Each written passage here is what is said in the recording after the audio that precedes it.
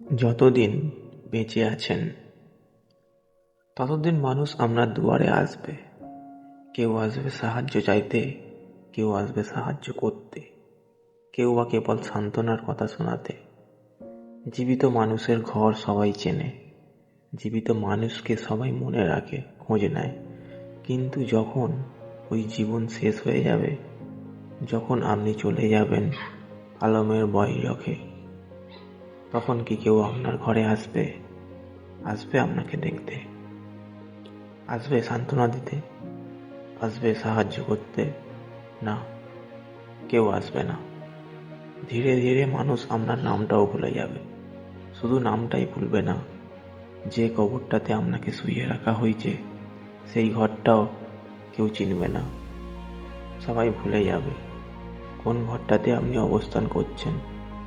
এটাই তো জীবন, এটাই তো সুনিশ্চিত ভবিষ্যৎ।